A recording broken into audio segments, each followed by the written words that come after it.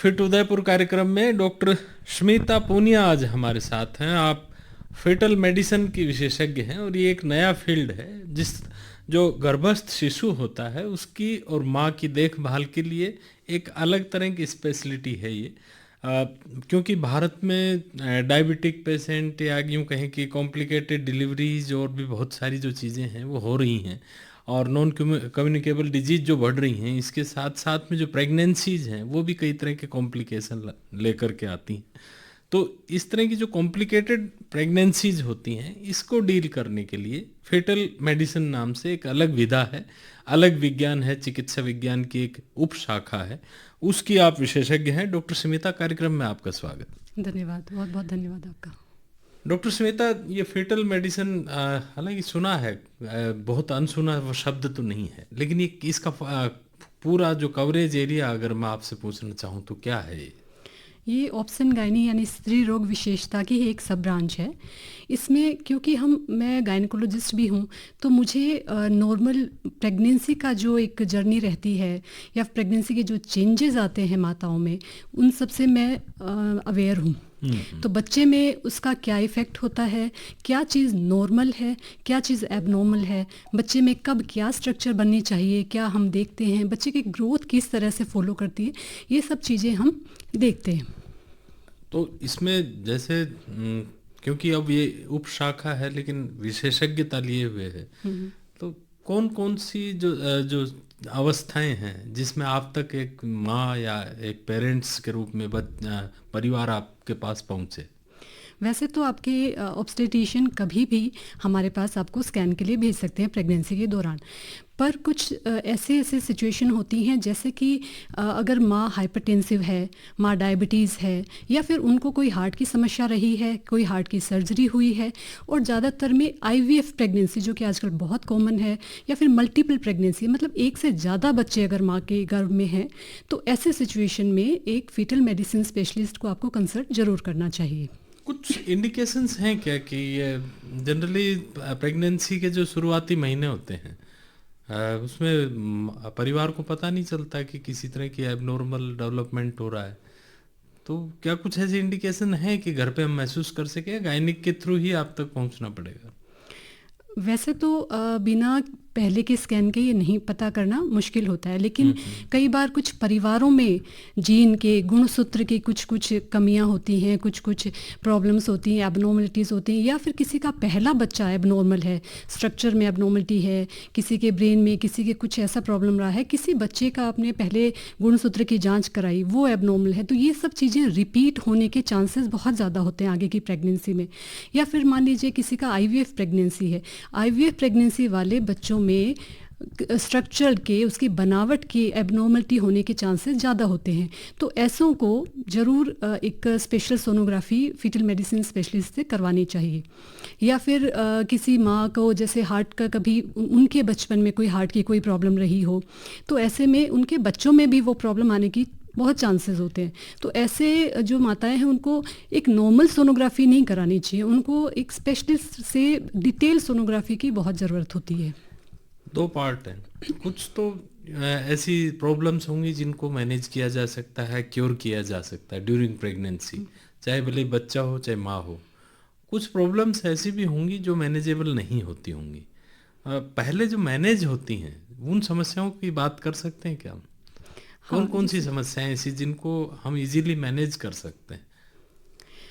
जैसे कि मैं बताऊं आपको कि कई बार माँ RH नेगेटिव है, मतलब उसका ब्लड ग्रुप नेगेटिव में है, तो ऐसी माताओं की अगर पिता का ब्लड ग्रुप पॉजिटिव है मान लीजिए, तो ऐसे माता पिता का बच्चा ब्लड ग्रुप पॉजिटिव भी हो सकता है, नेगेटिव भी हो सकता है, वो हमें नहीं पता कि क्या है, तो हम यही मान के चलते हैं कि वो पॉजिटिव होगा। अगर वो बच्चा गर्भ में पॉजिटिव है तो माँ से कुछ ऐसे एंटीबॉडीज़ आंवल के थ्रू क्रॉस होकर के बच्चे की रेड सेल पे अटैक करती हैं और बच्चे में एनीमिया हो सकता है। तो ऐसे बच्चे को हम टाइम टू टाइम सोनोग्राफी से फॉलो करके देखते हैं कि बच्चे में कहीं एनीमिया तो डेवलप नहीं हो रहा है, और ऐसे बच्चे को हम पेट में ही, माँ के गर्भ में ही ब्लड ट्रांसफ्यूज़ करके उसको बचाया जा सकता है एनीमिया से, और कुछ एडवर्स इफ़ेक्ट से बचा सकते हैं हम। और भी कुछ जैसे कि मैं बात करूं कि मल्टीपल प्रेगनेंसीज हैं, एक से ज़्यादा प्रेगनेंसी हैं, लेकिन वो दोनों बच्चे एक ही थैली के अंदर पनप रहे हैं, जिसको हम मोनोकोरियोनिक प्रेगनेंसी बोलते हैं। तो ऐसे बच्चों में उनकी वेसल्स आपस में उलझ जाती हैं बहुत बार। तो इसमें एक बच्चे को खून ज़्यादा मिलता है, एक को कम मिलता है। इसमें दोनों ही बच्चों के ख़त्म हो जाने का बहुत ज़्यादा रिस्क रहता है। तो हम ऐसे करते हैं कि एक लेज़र प्रोसीजर होता है, जिससे वो जो उलझी हुई वेसल है उनको हम ख़त्म कर देते हैं। तो दोनों ही बच्चों को, या फिर कम से कम एक बच्चे को तो हम सेफली बचा सकते हैं, सेफ डिलीवर कर सकते हैं। हाँ बिल्कुल, दोनों भी हो सकते हैं और एक दोनों बचाए जा सकते हैं। अगर हम ये प्रोसीजर नहीं करेंगे और हमें पता लग रहा है कि वो वेसल्स उलझी हुई है, तो हम दोनों बच्चों को खो सकते हैं। जो हाई रिस्क प्रेगनेंसीज होती हैं बहुत सारी, तो उनमें कितनी आपकी जो शाखा है हेल्प कर सकती है? हाई रिस्क प्रेगनेंसी में एक मैंने आपको RH नेगेटिव बताया, एक मल्टीपल प्रेगनेंसी बताया। कई बार हाइपरटेंसिव होती है, मदर का BP बढ़ जाता है बहुत से कारणों से। कई बार वो पहले नॉर्मोटेंसिव होती है, नॉर्मल ब्लड प्रेशर है, लेकिन प्रेगनेंसी में आकर उनका ब्लड प्रेशर बढ़ गया। तो ऐसे में हम उन बच्चों को ज़्यादा मेटिकुलसली, ज़्यादा बार बार फॉलो करते हैं, उनका ब्लड सप्लाई देखते हैं कि बच्चे में उस बढ़े हुए, माँ के बढ़े हुए ब्लड प्रेशर का कोई इफेक्ट तो नहीं पड़ रहा है। तो हम बार बार उसका ब्लड सप्लाई को देखते हैं, और कभी भी हमें लगता है कि बच्चे की ग्रोथ या उसकी ब्लड सप्लाई कम हो रही है, तो हम, अगर बच्चा मैच्योरिटी के आसपास पहुंच गया है, मान लीजिए वो 34 हफ्ते के बाद हो गया है, और हमें लग रहा है कि अंदर रहेगा तो कुछ भी प्रॉब्लम हो सकती है और माँ को दवाइयों से भी ब्लड प्रेशर कंट्रोल नहीं हो रहा है, तो ऐसे बच्चे को डिलीवर कराया जा सकता है एक टर्शरी केयर सेंटर पे, और टाइम से डिलीवर कराया जा सकता है ताकि हम उसे बचा सकें। आपका जो शाखा है, इसमें टेक्निकल एस्पेक्ट से मैं बात करूं कि कितनी जगहों पे सुविधाएं उपलब्ध हैं जो आपकी, इसमें मुझे लगता है कि आपके अलावा आपके पास एक सेटअप चाहिए पूरा, जिससे आप कर सकते हैं। शायद हर हॉस्पिटल ये चीज़ें नहीं देता होगा, या देता है? देखिए, सबसे पहली चीज़ तो होती है कि हाई रेजोल्यूशन अल्ट्रासोनोग्राफी मशीन इसके लिए बहुत ज़रूरी है। हम बेसिक मशीन पे बच्चे की हर छोटी छोटी स्ट्रक्चर को कॉन्फिडेंस से नहीं देख सकते। कई बार हार्ट की ऐसी छोटी चीज़ें होती हैं जो हम सामान्य मशीन से शायद ना देख पाएँ, तो उसके लिए एक मशीन अच्छी होना, हाई एंड मशीन होना, हाई रेजोल्यूशन की मशीन होना बहुत ज़रूरी है। दूसरा, ट्रेनिंग पार्ट बहुत ज़रूरी है। हर कोई स्कैन तो बहुत से लोग करते हैं, लेकिन इसके लिए फीटल मेडिसिन की ट्रेनिंग, और साथ ही साथ में फीटल मेडिसिन फाउंडेशन UK, वो उससे सर्टिफाइड होते हैं, तो हमें ज़्यादा एक्सपीरियंस होता है। इमेज का एक प्रोटोकॉल हमें पता होता है कि ये कैसे देखना है। कई बार कई लोगों को डाउट होता है कि बच्चे की नाक की हड्डी दिख रही है कि नहीं, अरे ये एनोमली है या नहीं है, तो वो एक, हम अगर प्रोटोकॉल को फॉलो करते रहें तो हम ज़्यादा अच्छे से अश्योर हो सकते हैं कि ये चीज़ है या नहीं है। तो हम पेरेंट्स को भी अच्छे से अश्योर कर सकते हैं कि हाँ ये प्रॉब्लम है या नहीं। कई बार मेरे पास सेकंड ओपिनियन के लिए आते हैं, तो ये ज़रूरी है कि इसकी प्रॉपर ट्रेनिंग हो, और टाइम टू टाइम हम, जैसे FMF UK में हम लोग इमेज को एनुअली सबमिट करना पड़ता है, तो उससे हमें सर्टिफिकेशन मिलता है कि हाँ आप काम सही तरीके से कर पा रहे हैं या नहीं कर रहे हैं, तो हमें असेस करने का मौका मिलता है अपने आप को। डॉक्टर स्मिता, अच्छी जानकारियाँ आप हमें दे रही हैं। आप कहें तो गाना सुन लें पहले? बिल्कुल।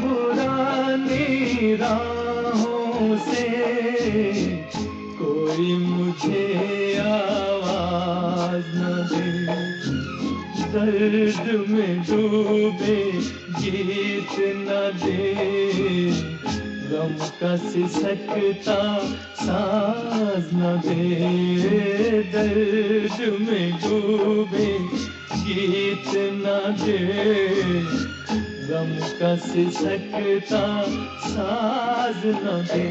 ओ हो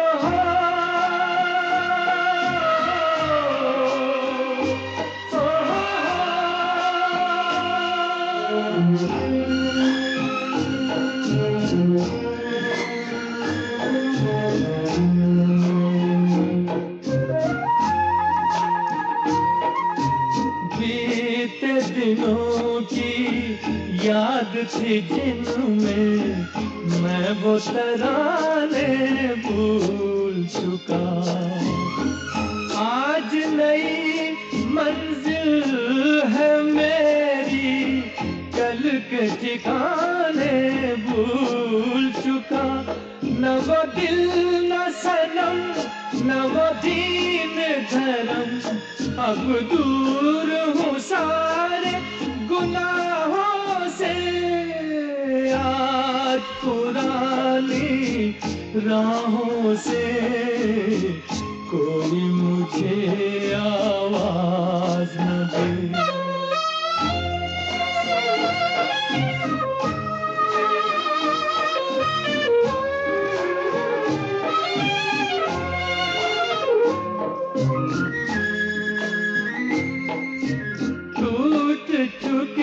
सब प्यार के बंधन, आज कोई जंजीर नहीं, शीशा दिल में अरमानों की आज कोई तस्वीर नहीं। अब शाद हूँ मैं, आजाद हूँ मैं, कुछ काम नहीं है आहों से। आज पुरानी राहों से कोई मुझे आवाज न दे। दर्द में डूबे गीत न दे, गम का सिसकता साज न दे। ओ हो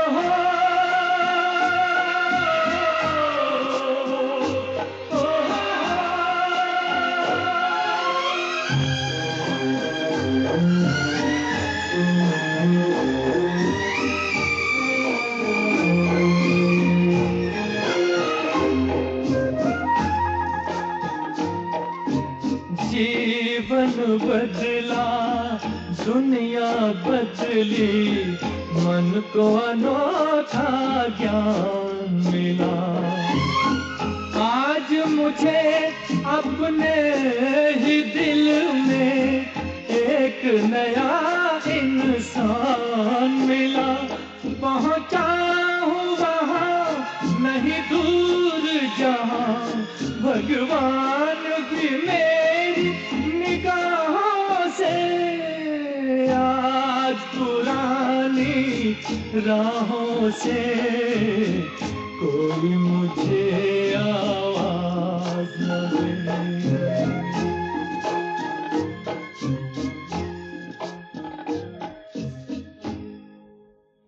फिट उदयपुर कार्यक्रम और डॉक्टर स्मिता पूनिया हमारे साथ हैं, और आज जो फीटल मेडिसिन की ब्रांच है इसके बारे में बात कर रहे हैं। हालांकि एक थोड़ी सी अलग ब्रांच है, लेकिन काफ़ी महत्वपूर्ण जानकारियां आ रही हैं। डॉक्टर स्मिता, एक चीज़ है, भारत में डायबिटिक पेशेंट्स बहुत ज़्यादा हैं, कहते हैं कि विश्व की राजधानी है। डायबिटीज़ का भी कुछ आपके जो ब्रांच है इससे कुछ लेना देना हो सकता है? हाँ, जैसे जो माँ है डायबिटिक है, जेस्टेशनल डायबिटीज है, क्या इन लोगों को कुछ कॉम्प्लिकेशंस ऐसे हो सकते हैं? जैसे मैं आपको बताऊं कि अगर डायबिटीज़ माँ का कंट्रोल नहीं है, हम पहले के 3 महीने में भी एक सोनोग्राफी करते हैं, हम उसको एंटी स्कैन बोलते हैं, और बाद में अनोमली स्कैन करते हैं 5वें महीने में।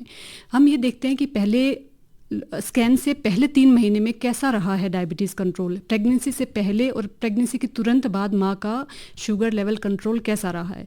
अगर माँ का शुगर लेवल कंट्रोल नहीं अच्छा है तो बच्चे में कुछ जन्मजात विकृतियाँ आ सकती हैं, जैसे सैक्रोलेजेनेसिस, कोडल रिग्रेशन सिंड्रोम। ये कुछ स्पेसिफिक होते हैं जो डायबिटिक मदर में ही होते हैं, और ये एनोमली स्कैन में बहुत आसानी से पकड़ में आ सकते हैं।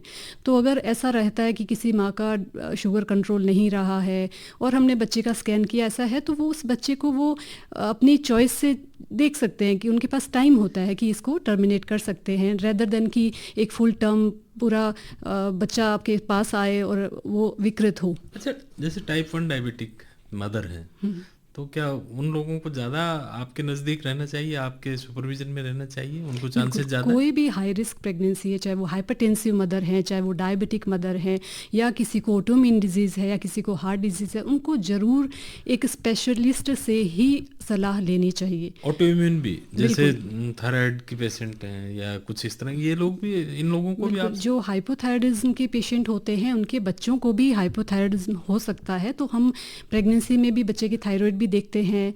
और किसी मदर को अगर ऑटोइम्यून डिजीज़ है तो उनके अंदर जो एंटीबॉडीज़ होते हैं वो प्लेसेंटा को क्रॉस करके बच्चे में जाते हैं। जेनेटिक कनेक्शन है इसका जेनेटिक कनेक्शन भी कुछ चीज़ों का है, लेकिन उससे ज़्यादा है लेवल ऑफ एंटीबॉडीज़। अगर वो माँ में ज़्यादा हैं, प्लेसेंटा को क्रॉस करके वो बच्चे में जाएंगे और बच्चे के हार्ट सेल्स पे अटैक करेंगे और बच्चे में बहुत सारी एबनॉर्मलिटीज़ हो सकती हैं ऐसी माँओं को।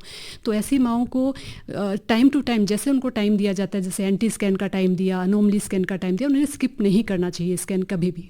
ठीक है। डॉक्टर स्मिता, कुछ स्कैन्स आपने, एक एंटी स्कैन का आप कई बार नाम ले रहे हैं, ये क्या है? ये एंटी स्कैन बेसिकली पहले सिर्फ एंटी स्कैन बोलते थे इसे, क्योंकि इसमें बच्चे की न्यूकल ट्रांसल्यूसेंसी यानी बच्चे के गर्दन के पीछे का पानी का भाग देखा जाता था कि वो कितना है। पर अब हम इसे अर्ली अनोमली स्कैन कहते हैं, क्योंकि इस टाइम में हाई एंड मशीन से हम बहुत सारी चीज़ें बच्चे के स्ट्रक्चर्स, हार्ट को जो उस टाइम में बनी होती है वो देख सकते हैं। लेकिन मेन जो इसका उद्देश्य होता है वो ये होता है कि बच्चे के गर्दन के पीछे का पानी का भाग हम देखें कि वो नॉर्मल है या बढ़ा हुआ तो नहीं है। अगर वो पानी का भाग बढ़ा हुआ होता है तो वो इंडिकेट करता है कि बच्चे में कोई क्रोमोसोमल डिफेक्ट भी हो सकता है, बच्चे में हार्ट की डिजीज़ भी कोई डिफेक्ट हो सकता है स्ट्रक्चर वाइज, या फिर बच्चे में कभी सडन डेथ के रिस्क भी होते हैं। और बहुत सारे में ये नॉर्मल भी होता है, लेकिन हमें उसकी छंटनी करनी है, फिर आगे जांच करनी है। और हम इसी स्कैन के दौरान बच्चे की नाक की हड्डी भी देखते हैं कि वो बनी हुई है कि नहीं। वो भी बहुत ज़रूरी होता है कि कई बार बच्चे की नाक की हड्डी नहीं दिखती है तो उन बच्चों में भी आगे जाँच करने की ज़रूरत होती है। आपसे कब मिले, जैसे तिमाही वाइज अगर हम बांटें, तीन महीने की तिमाही हैं, तो किस तिमाही में आकर के विशेष फेटल जो आपके मेडिसिन जो स्पेशलिस्ट इससे मिले कोई? मैं इसमें 3 स्कैन मेंशन करूंगी। पहला 11 से 13 हफ्ते के बीच में एंटी स्कैन, जो कि उन बच्चों की, मोस्ट ऑफ बच्चों की छटनी कर देता है कि कौन से बच्चे हाई रिस्क हैं फॉर क्रोमोसोमल एबनॉर्मलिटी के लिए और कौन से लो रिस्क पे हैं। फिर दूसरा हमें 18 से 20 हफ्ते के बीच में अनोमली स्कैन, जिसमें ज़्यादातर बच्चे के अंग बन चुके होते हैं, तो उस वक्त हम देख सकते हैं कि कौन सा अंग बच्चे का सही नहीं बन रहा है या सब चीज़ें सही बन रही हैं, या इस बच्चे को और जल्दी फॉलोअप की ज़रूरत है। और तीसरा स्कैन जो होता है वो तीसरे ट्राइमेस्टर में या तीसरी तिमाही में 30 हफ्ते के बाद में ग्रोथ एंड डॉपलर, इसमें बच्चे का ग्रोथ, बच्चे के चारों ओर का पानी कैसा है और बच्चे में खून का दौरा कैसा जा रहा है, ये सब देखने के लिए होता है। एक इकोकार्डियोग्राफी आप करते हैं, ये क्या जरूरी है हर बच्चे में या आपको डाउट होता है तभी आप करते हैं? हाँ, फीटल इकोकार्डियोग्राफी सब बच्चों में इंडिकेटेड नहीं है, क्योंकि हम अनोमली स्कैन के दौरान बच्चे का बेसिक हार्ट की स्ट्रक्चर्स और फंक्शनैलिटी देख लेते हैं। लेकिन कुछ ऐसी सिचुएशन होती हैं, जैसे मैंने पहले बताया कि माँ हाइपरटेंसिव है, माँ को कोई ऑटोइम्यून डिजीज़ है, या माँ को कभी हार्ट की कोई समस्या रही है, या उनके फैमिली में हिस्ट्री है, या पहला बच्चा कभी हार्ट की प्रॉब्लम से जूझा है, तो उन बच्चों में, या फिर हमें कभी ये मिला कि बच्चे की धड़कन हमें अनएक्सपेक्टेडली यानी 120 बीट्स पर मिनट से कम मिल रही है, या फिर बहुत ज़्यादा मिल रही है यानी 180 से ज़्यादा मिल रही है, या हमें अनोमली स्कैन के दौरान या एंटी स्कैन के दौरान हमें कुछ ये सस्पिशन हुआ कि बच्चे के हार्ट की स्ट्रक्चर जैसी बननी चाहिए वैसी नहीं है, तो मैं उसको और डिटेल से देखना चाहूँगी और ज़्यादा व्यूज़ लेके देखना चाहूँगी कि बच्चे का हार्ट में क्या प्रॉब्लम है, क्यों है, और कि इसका क्या समाधान है प्रेगनेंसी के दौरान या फिर जन्म के बाद में कुछ हो पाएगा, ताकि हम पेरेंट्स को मेंटली प्रिपेयर कर सकें, इमोशनली, फाइनेंशियली, कि वो इस बच्चे को आगे कैसा जीवन रहेगा। कर सकते हैं हम कार्डियक एंगल से, कि कार्डियक हेल्थ के एंगल से क्या हम इंटरवीन करके वहाँ ठीक कर सकते हैं ड्यूरिंग प्रेगनेंसी? नहीं, इंडिया में या कहीं पे भी अभी ये पॉसिबिलिटी नहीं कि हार्ट की कुछ समस्याओं को हम कर सकें, लेकिन कुछ ऐसी प्रॉब्लम होती हैं हार्ट की स्ट्रक्चर में जिनको जन्म के तुरंत बाद अगर उसको प्रॉपर केयर मिल जाए कार्डियक सर्जन की, तो वो ठीक हो सकती हैं। और ऐसे बच्चे, जैसे हमने टॉफ का नाम सुना होगा, जो कि टेट्रालॉजी ऑफ फेलो के बहुत सारे बच्चे होते हैं जो सर्जरी से ठीक किए जा सकते हैं, लेकिन कुछ ऐसी समस्या होती हैं जिनको कोई भी सर्जरी से ठीक नहीं कर सकता, तो हम माँ बाप को पहले से ही ये चीज़ को हम बता सकते हैं कि ये क्या सिचुएशन है। डॉक्टर स्मिता, एक गाना और सुनिए। बिल्कुल। एक दूर से आती है, पास आके पलटती है, एक दूर से आती है, पास आके पलटती है, एक एक राह अकेली सी, रुकती है ना चलती है। ये सोच के बैठी हूँ, एक राह तो वो होगी तुम तक जो पहुँचती है। इस मोड़ से जाते हैं, इस मोड़ से जाते हैं, कुछ सुस्त कदम रस्ते, कुछ तेज कदम राहें।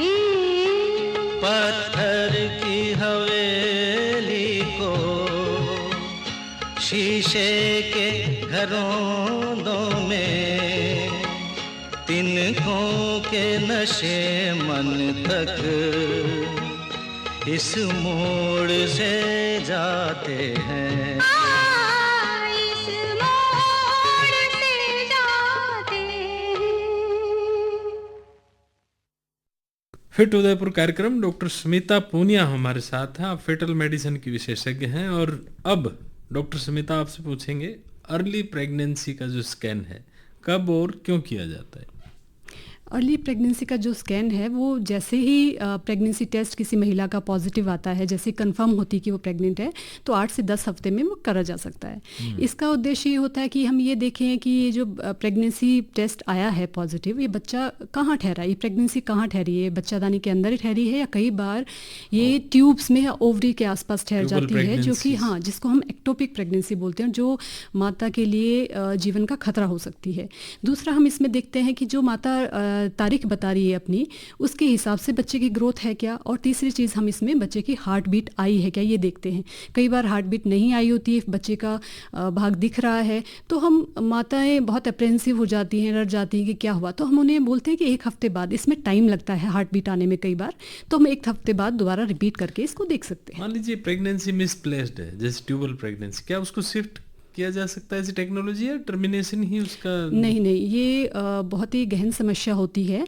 इसके अंदर कई बार ये होता है कि माता को सिर्फ दवाइयों से उस प्रेगनेंसी को डिसॉल्व किया जा सकता है, लेकिन एक बार हमें वो बच्चे की प्रेगनेंसी में हार्ट बीट दिख रही है और जो कहीं गर्भाशय से बाहर कहीं प्रेगनेंसी, तो ऐसे में सर्जरी ही करनी पड़ती है और वो बहुत इमीडिएटली करनी पड़ती है। मान लीजिए अनअटेंडेड है, तो क्या ये इमरजेंसी है क्या? बिल्कुल, ये बहुत बड़ी इमरजेंसी है। मदर को दिक्कत हो सकती है? बिल्कुल। इसमें जो होती है ब्लड वेसल्स तो बच्चे की बन जाती हैं, प्लेसेंटा बन जाता है, तो वहाँ से क्योंकि वो गर्भाशय नहीं है, वो ट्यूब बहुत छोटी है, वो इस प्रेगनेंसी को बियर नहीं कर सकती है, तो वो ट्यूब रप्चर हो जाती है, वहाँ से इतनी ब्लीडिंग हो सकती है टॉरेंशियल, हाँ बिल्कुल, वो रप्चर होकर बहुत ब्लीडिंग और माँ की जान को खतरा पड़ सकता है, इंटरनल ब्लीडिंग हो जाएगी। बिल्कुल। एनोमली स्कैन जो करते हैं आप प्रेगनेंसी में, ये क्या क्या, इसका क्या प्रोफाइल है?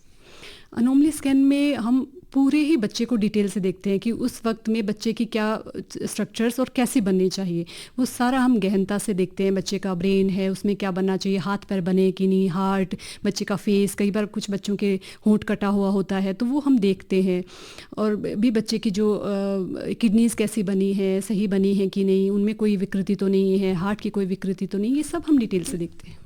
मैं अगेन वही पूछ रहा हूँ कि जैसे मान लीजिए होंठ कटा हुआ है या कुछ ऐसी विकृति है, तो ड्यूरिंग प्रेगनेंसी आप कुछ उसकी मेडिसिनल हेल्प कर सकती हैं, सर्जिकल तो नहीं कर पाएंगे?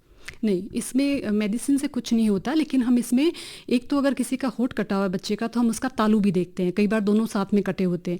सिर्फ होंठ कटा हुआ है और फिर उसके हम जेनेटिक जीन गुणसूत्र की जांच जरूर करेंगे बच्चे की। अगर गुणसूत्र की जांच नॉर्मल आती है, सिर्फ होंठ कटा हुआ है, तो ऐसे बच्चे बाद में सर्जिकली करेक्ट किए जा सकते हैं। किडनी के इश्यूज हैं तो क्या करते हैं? कुछ किडनी के इश्यूज जो होते हैं, जैसे सिर्फ किडनी में थोड़ी सूजन है, उसको हम सिर्फ फॉलोअप करते हैं, देखते रहते हैं कि कहीं ये सूजन बढ़ तो नहीं रही है, कम हो रही है या स्थिर है। तो ऐसे बच्चों में कुछ करने की ज़रूरत नहीं होती है, लेकिन कई बार कुछ ऐसी प्रॉब्लम होती है जैसे मल्टी सिस्ट, बहुत सारी सिस्ट दिख रही है बच्चे की किडनी में, वो किडनी का नॉर्मल फंक्शन करने के चांसेस बहुत कम होते हैं। ये हम माता पिता को पहले से बता देते हैं कि बच्चे की फिर दूसरी किडनी को हम फॉलो करते हैं, क्योंकि एक किडनी का तो काम बंद हो चुका होता है, दूसरी किडनी कैसी है, फिर बच्चे का ब्लैडर देखते हैं कि वो विजिबल है कि नहीं, और बच्चे के चारों ओर का पानी जो कि बच्चे के पेशाब से ही बनता है, तो वो देखते हुए हमें उस बच्चे को बार बार फॉलो करना पड़ता है। ये जो कलर डॉपलर अल्ट्रासाउंड कई बार हम सुनते हैं, ये क्या है, कब किया जाता है इसको? बहुत सारी माताएं ऐसा मुझे कहती हैं कि आप रंगीन फ़ोटो देंगी, तो ये रंगीन फ़ोटो के लिए नहीं होता है। कलर डॉपलर बेसिकली एक सोनोग्राफी का ही एक स्पेशलिटी होती है। इसमें हम ब्लड वेसल्स की स्टडी करते हैं। डॉपलर वो चीज़ होती है कि वो ब्लड को पे जब गिरता है डॉपलर, तो वो रिफ्लेक्ट होकर हमें उसकी रक्त संचार की स्थिति को बताता है। तो हम ये ब्लड जो कलर डॉपलर है वो हम एंटी स्कैन के दौरान भी करते हैं। इसमें हम यूट्राइन आर्टरी मतलब गर्भाशय की जो वेसल होती है उसकी हम ब्लड सप्लाई की स्टडी करते हैं। तो इससे हमें पता चलता है कि गर्भाशय को ब्लड कैसा जा रहा है, वही ब्लड आंवल को जाएगा और वही बच्चे को जाएगा।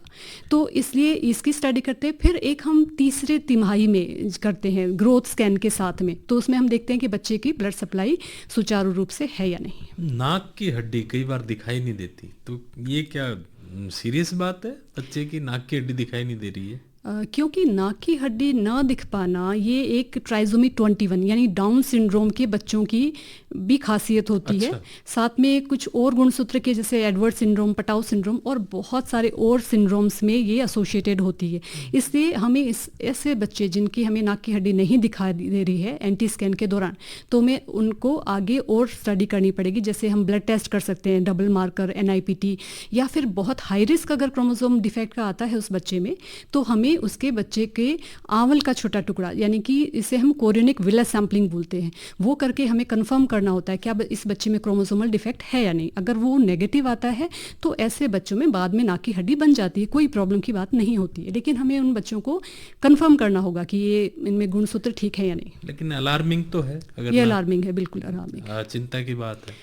हाँ, जब तक हम उसको आगे जांच करके कंफर्म ना कर ले तब तक हाँ कब तक बन जाती है नाक की हड्डी वैसे? क्योंकि हमने ये देखा है कि साउथ एशियन पॉपुलेशन में नाक की हड्डी डिलेड ओसिफिकेशन एक कॉमन चीज़ है। इंडियन पॉपुलेशन में बहुत कॉमन मिलता है, लेकिन क्योंकि ये किसी चीज़ से एसोसिएटेड है, हमने बोला डाउन सिंड्रोम से या जेनेटिक कंडीशन से, तो हमें इसे अननोटिस्ड नहीं जाने देना।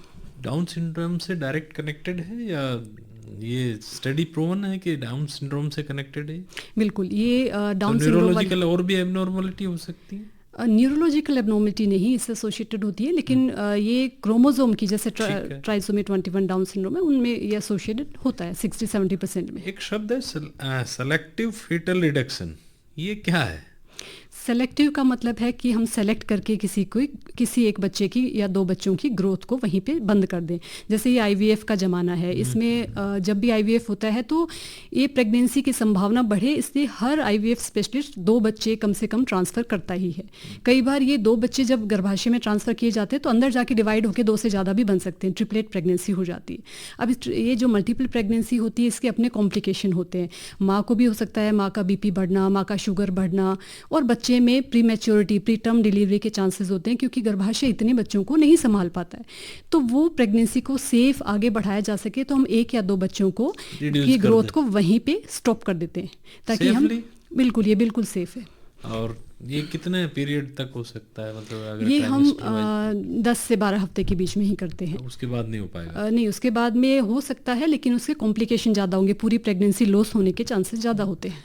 एक आपने IVF का कई बार जिक्र किया, और IVF और जुड़वा बच्चे, ट्विंस वाली जो प्रॉब्लम है ये कॉमन है। जुड़वाओं में क्या क्या देखभाल करनी चाहिए, जुड़वा जो बच्चे अगर हैं? हाँ, जुड़वा बच्चों को एक बच्चे की बजाय ज़्यादा केयर की ज़रूरत होती है क्योंकि इन बच्चों में ग्रोथ कम हो जाने का, जल्दी डिलीवरी हो जाने के और क्रोमोसोम के डिफेक्ट होने के या स्ट्रक्चर के डिफेक्ट होने के चांसेस ज़्यादा होते हैं सिंगल बच्चे से। तो इन बच्चों को हम वैसे ही एंटी स्कैन जैसे सिंगल बच्चे में किया, इनमें भी बहुत ज़रूरी है। पहले ही हम देख लें कि ये बच्चे क्या हैं, 2 अलग अलग थैली में हैं यानी कि डाइकोरियोनिक है, या एक ही थैली में 2 बच्चे पनप रहे हैं यानी कि मोनोकोरियोनिक है। ये हम पहले 8 से 10 हफ्ते में करेंगे तो हम ज़्यादा अश्योरिटी से कह सकते हैं।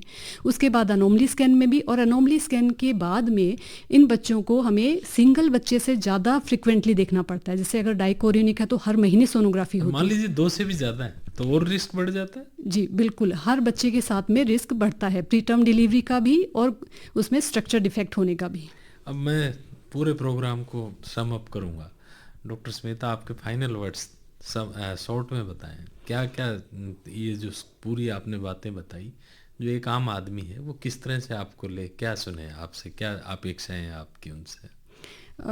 पहली चीज़ तो मैं यही बोलना चाहूँगी कि हर सोनोग्राफी प्रेगनेंसी में जो 3 सोनोग्राफी मैंने बताई है उनका एक स्पेशल टाइम होता है। आपके ऑब्स्टेट्रिशियन जब आपको टाइम देते हैं कि भी एंटी स्कैन आपको 11 से 12 हफ्ते 13 हफ्ते के बीच में कराना है, तो वही टाइम है उसका, क्योंकि उसी टाइम में वो चीज़ें ज़रूरी हैं देखना।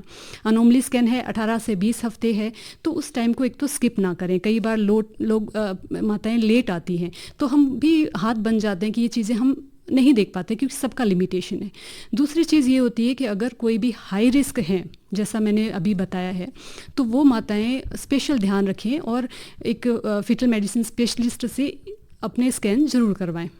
ये मोटी मोटी बातें हैं और नई स्पेशलिटी ज़रूर है, लेकिन इसका महत्व बहुत ज़्यादा है, ख़ास तौर से जो न्यू बॉर्न बेबीज़ हैं उनके लिए या मदर्स के लिए, और इस पे ध्यान देना चाहिए। कई तरह की प्रॉब्लम्स से आप बच सकते हैं। विज्ञान आज काफ़ी आगे निकल गया है और यूरोप में ये कॉमन है, लेकिन अब भारत में भी कॉमन होने जा रहा है। और कुछ बातें डॉक्टर स्मिता ने बताई, हालांकि सब्जेक्ट काफ़ी लंबा है जिस पे काफ़ी चर्चाएं हो सकती हैं। डॉक्टर स्मिता, आपका बहुत बहुत धन्यवाद। बहुत बहुत धन्यवाद आपका।